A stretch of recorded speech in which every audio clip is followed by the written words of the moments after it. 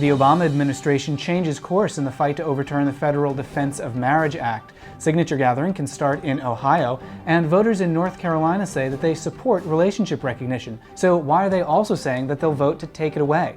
I'm Matt Baum with the American Foundation for Equal Rights, and welcome to Marriage News Watch for April 9th, 2012. A big change in the Obama administration's position on the Defense of Marriage Act. At a hearing on Wednesday of last week, Government Attorney Stuart Dellery said for the first time that the Department of Justice would not defend DOMA on any basis.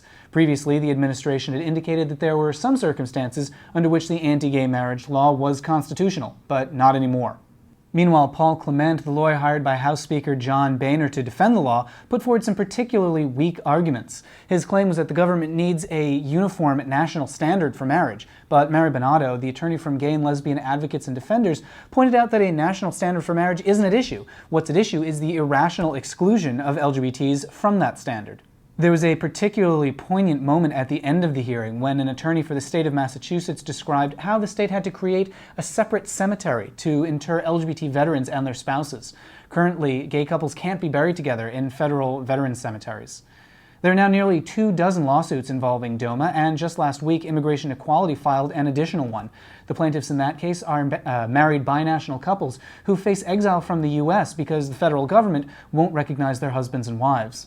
Also this week, a judge in San Francisco ruled that federal courts should not withhold insurance benefits from the spouses of LGBT employees. The case was brought by a federal court employee legally married in 2008 who was told that his husband was not eligible for benefits because they're a gay couple. Despite the favorable ruling, the case is still far from over. The Defense of Marriage Act still forces the federal government to apply discriminatory rules against gay couples. So for now, the court may have to reimburse the couple for their privately purchased insurance. Let's look at some news from around the states. In North Carolina, a new survey shows that 6 in 10 voters support relationship recognition, but a majority still says that they'll vote for Amendment 1, which would ban all forms of relationship recognition except heterosexual marriage. With about a month left before the May 8th vote, it's clear that voters still don't understand the dire consequences of Amendment 1.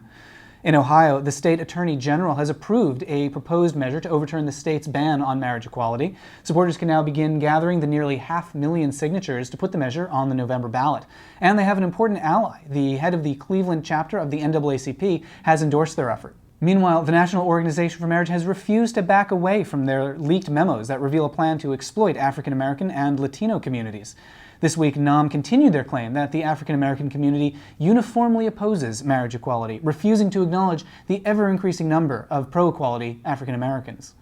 There's likely to be major news in all of these stories very soon, from North Carolina's vote to Ohio's signature gathering to all of the DOMA cases. You can stay on top of all of them by subscribing to this channel. At the American Foundation for Equal Rights, I'm Matt Baum.